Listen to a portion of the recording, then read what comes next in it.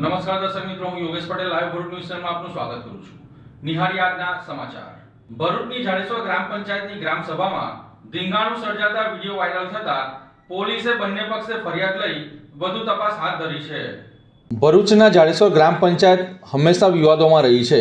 સરપંચની પેનલમાંથી એક સભ્યને ખેંચી લાવી મહેશ નિઝામા ડેપ્યુટી સરપંચ બન્યા હતા, જ્યારે કબીર વસાવા જાડેશ્વર ગ્રામ પંચાયતના સરપંચ તરીકે યથાવત રહ્યા હતા અને ગઈકાલે ગ્રામ સભાને લઈને એક બેઠક મળી હતી, જેમાં ગ્રામ સભાની અંદર એક મોઢા ઉપર રૂમાલ બાંધેલી અવસ્થામાં આવેલા ઈસમે સરપંચ તેને ઈશારો કરતા હોય અને રૂમાલ બાંધેલા વ્યક્તિ ગ્રામ પંચાયતના સભ્યો ઉપર હાથાપાઈ કરતા હોય તેવા સીસીટીવી સામે આવતા સમગ્ર મામલો મોડી રાત સુધી ભરૂચ સી ડિવિઝન પોલીસ મથકે પહોંચ્યો હતો અને મોડી રાત્રે પોલીસ દ્વારા બંને પક્ષોની સામસામે અરજી લઈને વધુ તપાસ હાથ ધરવામાં આવી છે.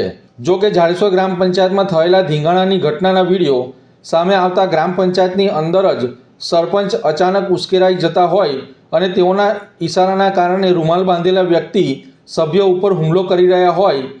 આ ઉપરાંત ગ્રામ પંચાયતની બહાર પણ સરપંચ ઉશ્કેરાઈને ગાળો ભાંડી રહ્યા હોય અને મારામારી કરવાના ઈરાદામાં હોય તેવા વિડીયો સોશિયલ મીડિયા ઉપર હાલ વાયરલ થતાં ગ્રામ પંચાયતમાં સરપંચ જ પોતાના પદની ગરિમા ન જાળવતા હોય તેવું લોકો માની રહ્યા છે. જાડેશ્વર ગ્રામ પંચાયતમાં ચૂંટાયેલા સભ્યો સરપંચ પ્રજાના વિકાસના કામો કરવા માટે છે, જો કે પોતાની અંદરોઅંદરની દુશ્મનીના ધીંગાણું કરવા માટે મગ્ન છે. જો 5 વર્ષ આ જ પ્રકારે નીકળી જશે તો ગ્રામ પંચાયતના વિસ્તારોનો વિકાસ કેવી રીતે થશે? જાડેશ્વર ગ્રામ પંચાયત પોલીસ ફરિયાદોમાં સરપંચ વિનાની થશે તેવા સવાલો હાલ ગ્રામ પંચાયતના રહીશોમાં ચર્ચાનું કેન્દ્ર બન્યું છે. ભરૂચ જિલ્લાના વિવિધ પોલીસ મથકોમાંથી જપ્ત કરવામાં આવેલા વિદેશી દારૂના જથ્થાનો કાયદેસરની પ્રક્રિયા પૂર્ણ કર્યા બાદ નાશ કરવામાં આવ્યો હતો. ભરૂચ જિલ્લામાં દારૂબંધીના કાયદાના અમલમાં વધુ મજબૂત બનાવવા માટે ભરૂચ પોલીસ વિભાગ દ્વારા મહત્વપૂર્ણ કાર્યવાહી હાથ ધરવામાં આવી હતી. જિલ્લાના વિવિધ પોલીસ મથકો દ્વારા અલગ અલગ ગુનામાં જપ્ત કરવામાં આવેલા વિદેશી દારૂના જથ્થાનો કાયદેસર રીતે પ્રક્રિયા પૂર્ણ કરી નાશ કરવામાં આવ્યો હતો. Bharuch railway, Nabipur, Palej, ABC division સહિત કુલ 5 પોલીસ મથકોની હદમાં વિવિધ કેસોમાં જપ્ત કરાયેલા દારૂના જથ્થા પર બુલડોઝર ફેરવી તેનો નિકાલ કરવામાં આવ્યો હતો. પોલીસ વિભાગના જણાવ્યા મુજબ નાશ કરાયેલા દારૂની કિંમત 77.56 લાખ હતી. સમગ્ર કામગીરી દરમિયાન કાયદો અને વ્યવસ્થા જળવાઈ રહે તે માટે પોલીસે ચુસ્ત બંદોબસ્ત ગોઠવી દીધો હતો. દારૂના જથ્થાના નાશની પ્રક્રિયા એસડીએમ તેમજ ડીવાયએસપી ડોક્ટર અનિલ સિસારાની ઉપસ્થિતિમાં પૂર્ણ કરવામાં આવ્યો હતો. આ પ્રસંગે વિવિધ પોલીસ મથકોના પીઆઈ અને પીએસઆઈ સહિતના પોલીસ કર્મચારીઓ હાજર રહ્યા હતા. પોલીસ વિભાગે જણાવ્યું હતું કે રાજ્યમાં દારૂબંધીના કાયદા અસરકારક બનાવવા માટે અને તેની દેખરેખ કરવા માટે કાર્યવાહી કરવામાં આવી રહી છે. ભવિષ્યમાં પણ દારૂ સંબંધિત ગુનાઓ સામે કડકમાં કડક કાર્યવાહી ચાલુ રાખવામાં આવશે તેમ જણાવ્યું હતું.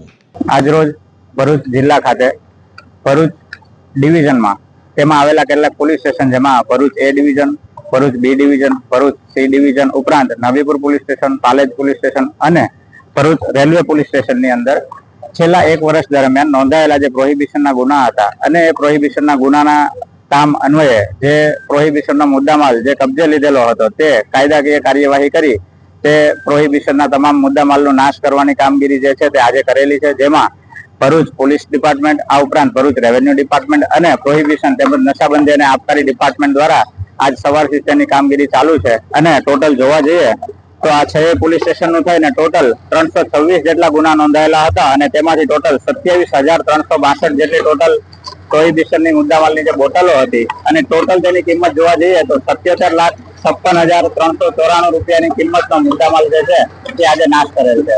વાલિયા તાલુકાના 2 અલગ અલગ માર્ગ અકસ્માતની અંદર 10 થી વધુ લોકો ઈજાગ્રસ્ત થયા હતા, જ્યારે 6 વાહનોને નુકસાન પહોંચ્યું હતું.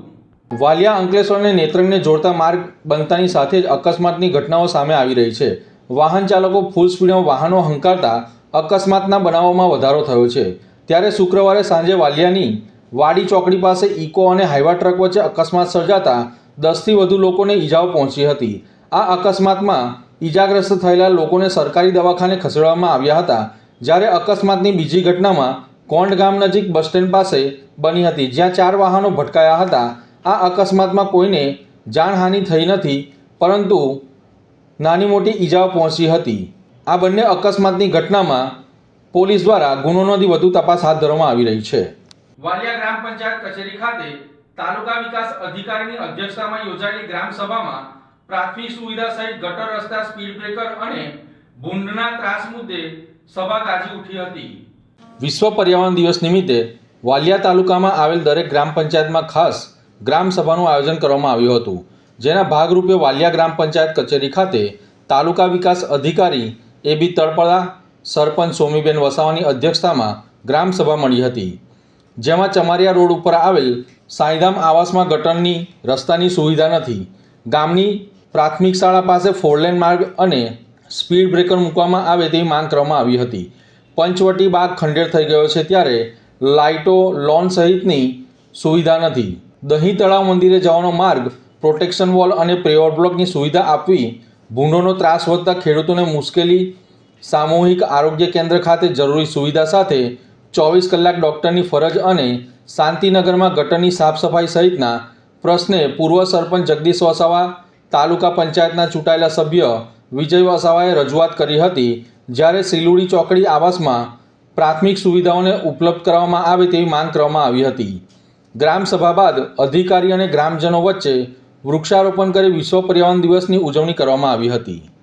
વિશ્વ પર્યાવરણ દિવસ દર વર્ષ 5 જૂનના રોજ ઉજવવામાં આવે છે. આ દિવસે મુખ્ય હેતુ લોકોમાં પર્યાવરણ અને સંરક્ષણ અને સ્વચ્છતા અંગે જાગૃતિ ફેલાવવાનો છે. તેથી પર્યાવરણ બચાવવા માટે આપણે વૃક્ષો વધુ વાવવા જોઈએ, પ્લાસ્ટિકનો ઓછો ઉપયોગ કરવાનો, પાણી અને વીજળી બચાવવા તથા સ્વચ્છતા જાળવવા સર્વ નાગરિકોને અપીલ કરવામાં આવે છે. ભરૂચની જંબુસર ચોકડી બ્રિજ નીચે બિસ્માર રસ્તા અને ગંદકી મુદ્દે જનતા પરેશાન થતા જિલ્લા કોંગ્રેસ દ્વારા ચક્કાજામ અને ધરણા પ્રદર્શન કરવામાં આવ્યું હતું.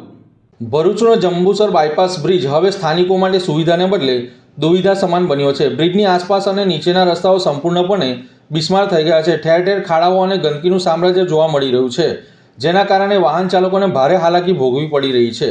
તંત્રની આ ઘોર બેદરકારી સામે આજે જિલ્લા કોંગ્રેસના કાર્યકરો અને આગેવાનો રસ્તા પર ઉતરી આવ્યા હતા.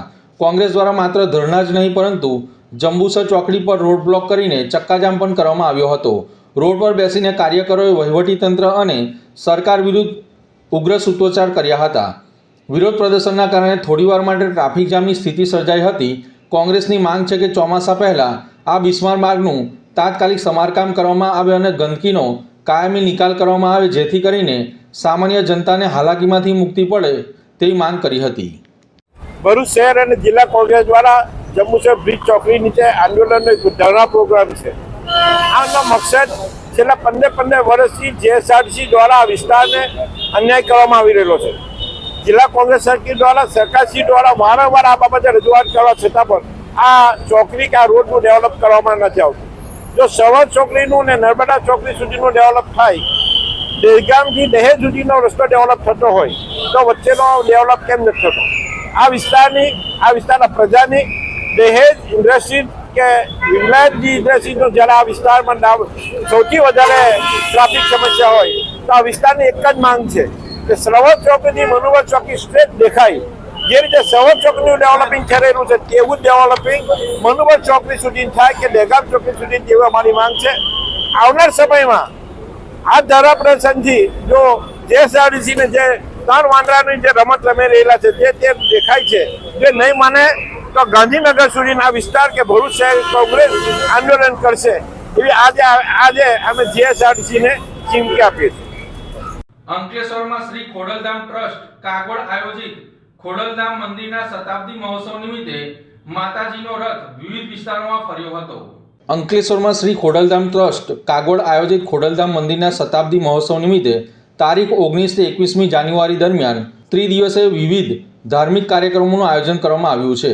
ત્યારે અંકલેશ્વર જીઆઈડીસીમાં વસતા ભક્તો અને સમાજના સભ્યોને આમંત્રણ આપવામાં માતાજીનો રથ આવી પહોંચ્યો હતો. જે રથ વિધિવત વિસ્તારમાં ફરી માતાજીના ભક્તોને આમંત્રણ પાઠવવામાં આવ્યું હતું. આ પ્રસંગે ટ્રસ્ટી ભરતભાઈ પટેલ, હિંમત સેલડિયા, પંકજ ભુવા, મનસુખ રાદડિયા, જિલ્લા કન્વીનર જયશીલ પટેલ, તાલુકા કન્વીનર વિપુલ વેકારિયા સહિતના આગેવાનો અને સમાજના સભ્યો જોડાયા હતા.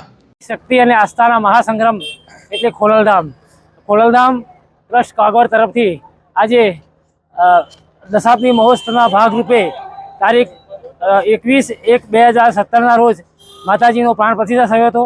એ જ પ્રસંગ રૂપે આજે 21/1/2027ના રોજ 19, 20 અને 21 ત્રણેય દિવસ તેઓ આસ્થાનો પ્રોગ્રામ થવાનો છે. એ ભાગરૂપે માતાજી ખુદ સામે ચાલીને આપણા તેઓ અંકલેશ્વર પધારે છે આમંત્રણ આપવા માટે. તો અંકલેશ્વરની યાત્રા પબ્લિકને જાણ કે દરેક માતાજીની આરતી કરે અને ભાગ રૂપે અને જે અથાતક દાન જે આપે એ જ માતાજીની અચળતા. તો આ હતા આજના સમાચાર. નવી ઘટનાઓ સાથે ફરી મળીશું. ત્યાં સુધી જોતા રહો લાઈવ ભરૂચ ન્યૂઝ ચેનલ. નમસ્કાર.